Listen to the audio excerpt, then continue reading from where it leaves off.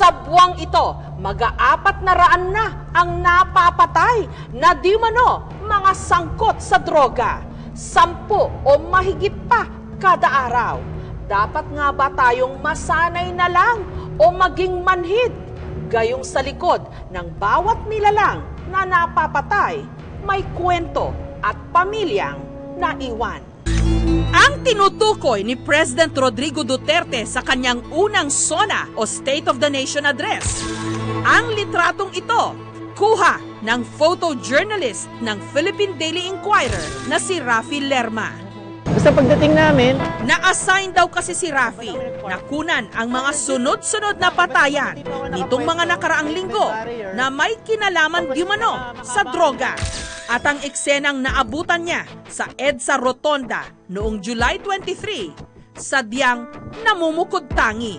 I've seen yung mga naka-tape, yung mga naka-masking tape. Pero among them, ito yung nagka-face na yung namatay for me na may nag-grief in one picture na malaking sinasabi niya. Ang nakahandusay sa larawan, si Michael Sharon, kasalukuyang nakaburol dito sa Pasay. Ang babae sa larawan, ang kinakasama ni Michael, si Jenny Lynn. Nagpaalam lang daw sa kanya si Michael na mamamasada nung gabing yon. Hanggang nabalitaan na lang niya na binaril si Michael. Dinidikit ko nga yung labi niya sa ganito ko kasi baka meron pa eh. Maasa akong meron pa eh. Pero pagdating ko, wala na eh. Wala nang buhay yung asawa ko. Ang piraso ng karton na may nakasulat na pusher na para bang tumutukoy kay Michael, mariing pinabulaanan ni Jenny Lynn. Nagtutulak ba ng drugs yung asawa? Hindi po totoo yun. Nag-sidecar lang siya kasi wala na kami pang almusal. Hindi po yan totoo eh. Wala po totoo dyan. Ang sakit po tanggapin. Ganito yung nangyari sa asawa ko. Marami namang iba. Bakit siya pa? Alam ko, hindi ko... Ay, kayo, alam niyo po yan, hindi niyo na po may babalik yung buhay niya. Ayoko na, ayoko na, ayoko na, ayoko na, ayoko na,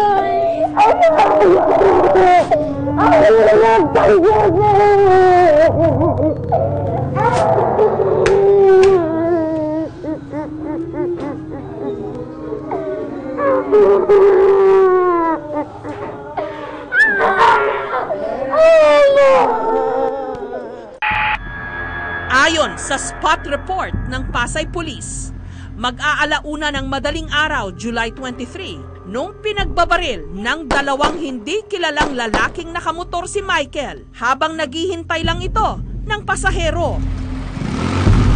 Hindi na mabibigyan ng hustisya yung asawa ko eh. Alam ko po yun eh kasi hindi naman po namin alam kung sinong gumawa nito. Iniimbestigahan, mapapabilis ang investigasyon sa pakikipagtulungan ng taong bayan. Yung may na alam sa partikular na kaso ay nagbibigay ho ng salaysay, tumutulong ho siya sa pagbibigay ng impormasyon, magagamit ho na ebidensya laban po doon sa suspect. Ayon sa CHR o Commission on Human Rights, tinatayang 10 ang namamatay kada araw o higit pa na may kinalaman di mano sa droga.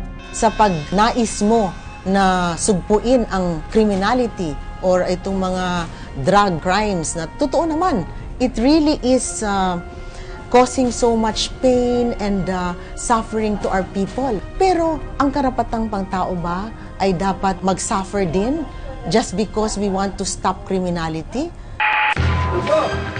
Noong July 13, sa entrapment operation ng Valenzuela Police,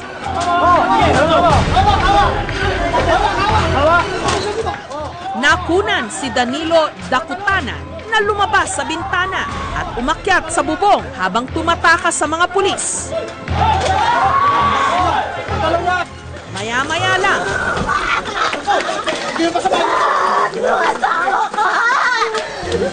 ayon sa pulis, nagkaroon daw ng engkwentro. nanlaban di mano si Danilo. Nung mako-corner na siya, pinutukan niya yung mga tao natin.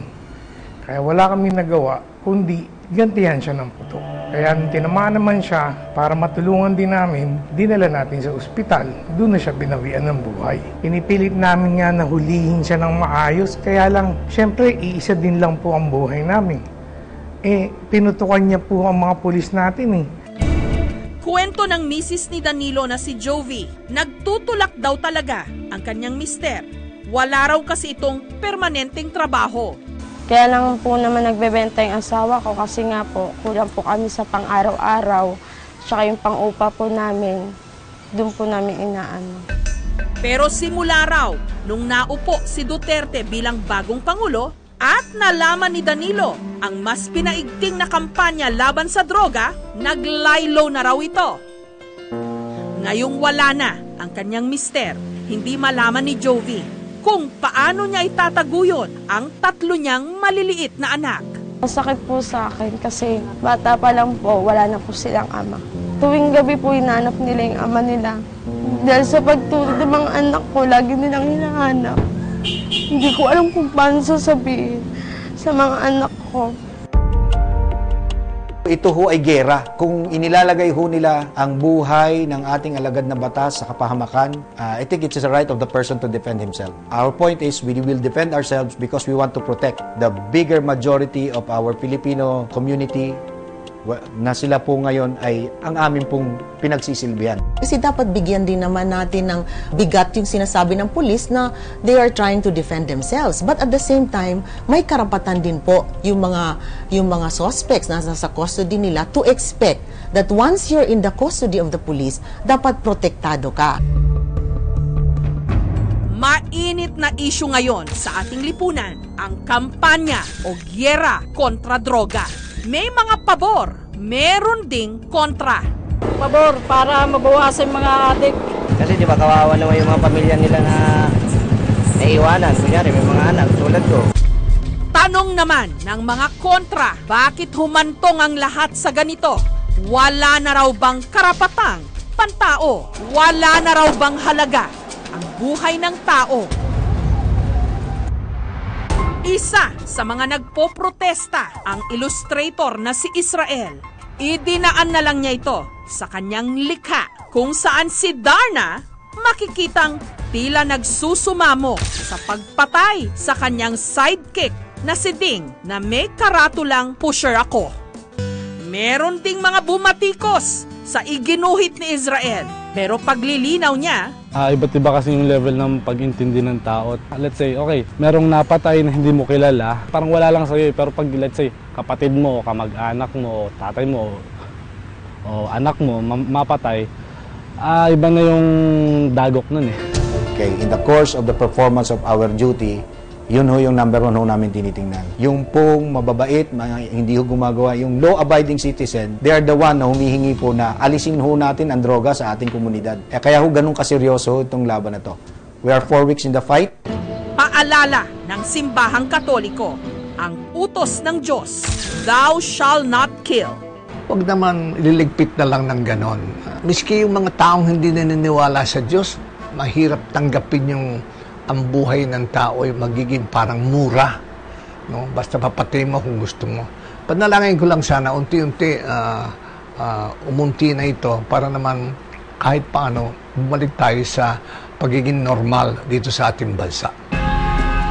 Samantala, humahaba ang listahan. Dumarami pa bilang ng mga patay. Kung gyera ngang maituturing ang labang ito, meron nga bang panalo? O lahat ba tayo talo?